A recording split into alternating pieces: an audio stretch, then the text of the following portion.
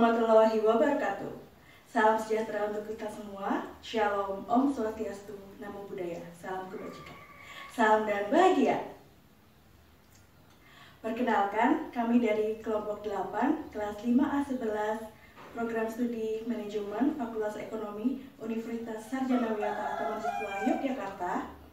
Pada kesempatan kali ini, kami akan memaparkan materi mengenai instrumen di pasar modal Indonesia.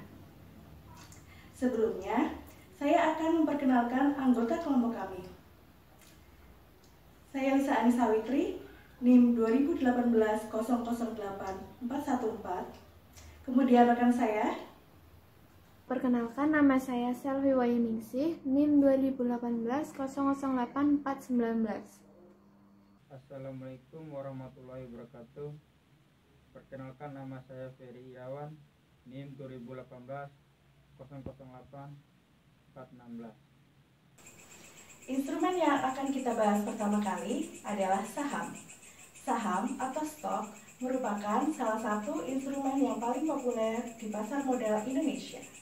Menerbitkan saham merupakan salah satu pilihan bagi perusahaan untuk mendapatkan pendanaan atau menghimpun dana dari masyarakat. Saham dapat didefinisikan sebagai penyertaan modal dari seseorang ke dalam suatu perusahaan atau perseroan terbatas. Orang yang menyertakan modal memiliki klaim atas pendapatan perusahaan, klaim atas aset perusahaan, dan juga berhak ikut dalam RUPS atau Rapat Umum Pemegang Saham.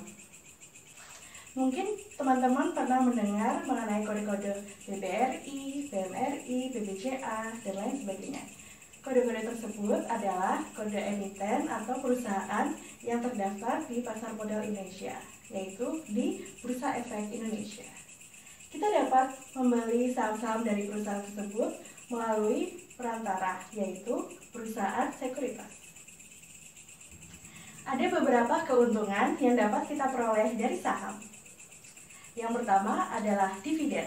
Dividen adalah pembagian keuntungan yang diberikan oleh perusahaan yang berasal dari hasil keuntungan yang diperoleh oleh perusahaan.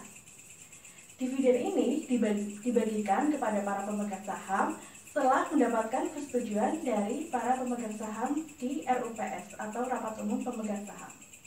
Misalnya, suatu perusahaan ABC membagikan dividen sebanyak Rp50 per lembar saham. Jika seorang memiliki 10.000 lot atau 1 juta lembar saham ABC, maka orang tersebut mendapatkan dividen sebanyak 50 juta rupiah. Keuntungan selanjutnya yang dapat kita peroleh dari saham adalah capital gain. Capital gain adalah selisih positif antara harga beli dan harga jual saham. Contohnya, kita membeli saham ABC sebesar Rp3.000 per lembar saham.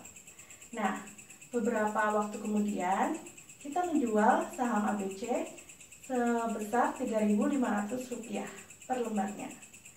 Nah, maka kita mendapatkan capital gain sebanyak Rp500 per lembar saham. Sebagai sebuah instrumen investasi, tentu saja saham memiliki risiko yang dapat menyebabkan kerugian bagi para pemegang saham. Risiko saham yang pertama adalah capital loss. Capital loss adalah kebalikan dari capital gain, yaitu selisih negatif antara harga beli saham dengan harga jual saham. Misalkan, seseorang membeli saham ABC dengan harga Rp2.000 per lembar saham, kemudian orang tersebut menjual kembali saham ABC dengan harga Rp1.800. Maka, ia menderita capital loss atau kerugian sebesar Rp200 per lembar saham. Risiko saham yang kedua adalah risiko likuidasi. Sebuah perusahaan dapat dinyatakan bangkrut oleh pengadilan atau dibubarkan. Hak klaim para pemegang saham merupakan prioritas terakhir setelah perusahaan melaksanakan kewajiban mereka. Jika ada sisa dari hasil penjualan aset perusahaan, maka sisa tersebut akan dibagikan secara merata kepada para pemegang saham.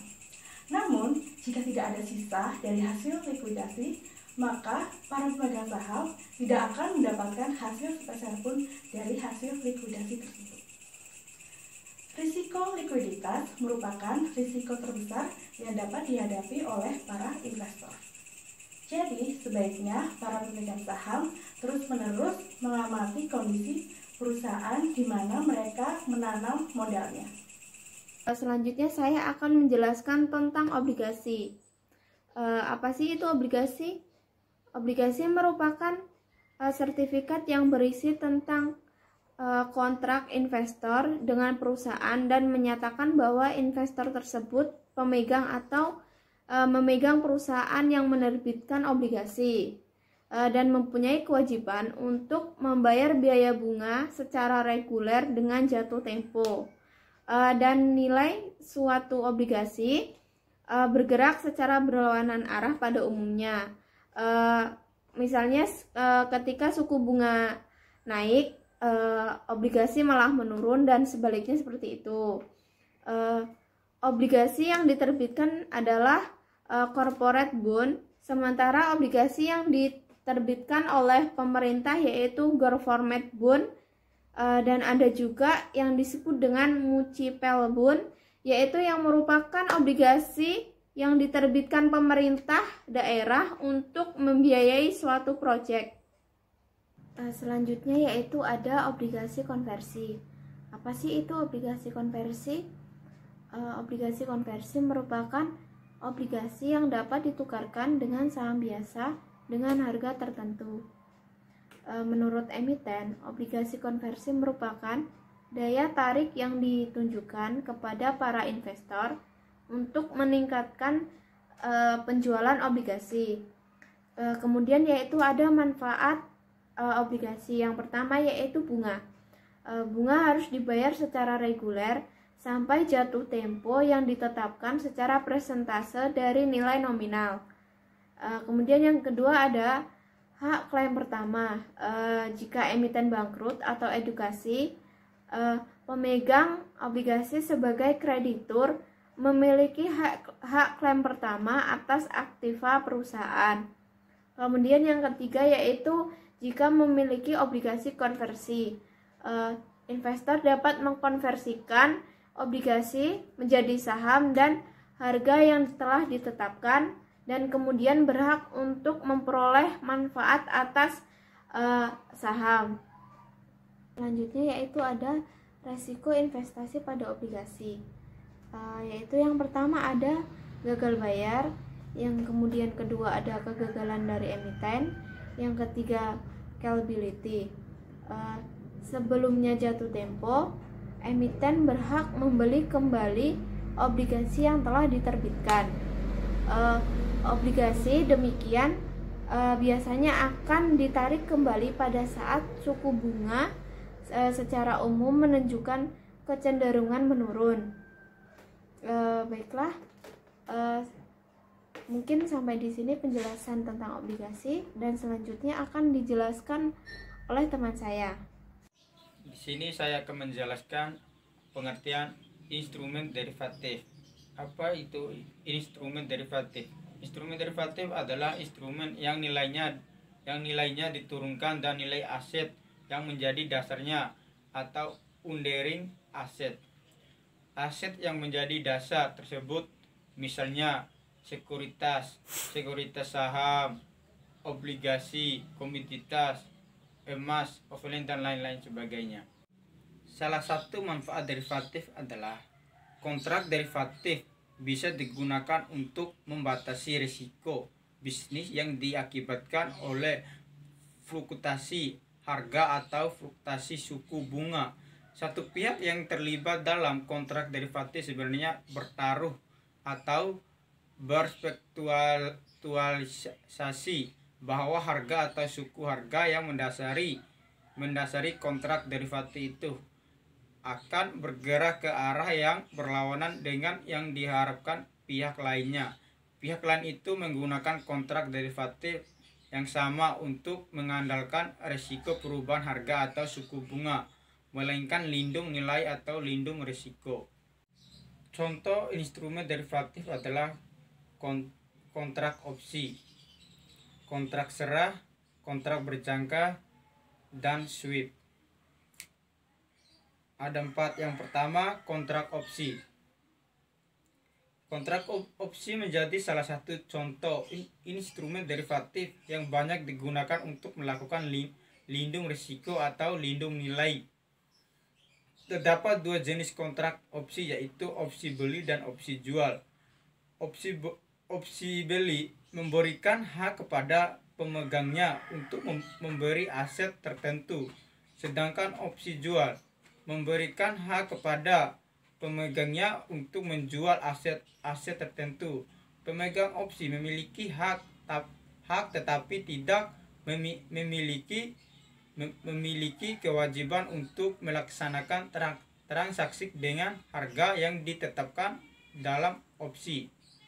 Yang kedua, kontrak serah adalah perjanjian antara dua pihak untuk menyerahkan atau membeli komoditas atau valuta asing dengan harga, jumlah, dan tanggal penyerahan yang sudah ditetapkan sebelumnya. Kontrak serah bisa benar-benar diselesaikan dengan penyerahan komoditas atau valuta asing secara fisik. Yang ketiga, kontrak berjangka adalah perjanjian yang sebenarnya sama dengan kontrak serah. Kedua belah pihak bersepakat untuk menyerahkan atau membeli komoditas atau valuta asing dengan harga, jumlah, dan tanggal penyerahan yang sudah ditetapkan sebelumnya. 4. Swap adalah kontrak atau perjanjian untuk bertukar arus kas secara terus-menerus dalam jangka waktu tertentu. Transaksi swap yang paling sering dilakukan adalah internet rate swap. Meskipun demikian, swap bisa dirancang terkait dasar yang lain serta dihubungkan dengan harga atau tarif apapun yang cenderung berfluktuasikan selain suku bunga. Demikian pemaparan mengenai instrumen di pasar modal Indonesia yang dapat kami sampaikan. Semoga apa yang kami sampaikan dapat bermanfaat untuk kita semua. Seperti yang kita ketahui, saat ini kita sedang menghadapi pandemi virus COVID-19. Pandemi ini tidak hanya dirasakan oleh beberapa orang saja, tetapi semua lini juga merasakan dampaknya. Lalu, apa yang bisa kita lakukan untuk menjaga diri kita dan orang-orang di sekitar kita? Tentu saja kita harus mengikuti protokol kesehatan yang sudah ditetapkan oleh pemerintah dengan memakai masker, menjaga kebersihan, mencuci tangan dengan sabun, menjaga jarak, dan sebisa mungkin tidak keluar rumah apabila tidak diperlukan. Stay safe and healthy everyone. Wassalamualaikum warahmatullahi wabarakatuh.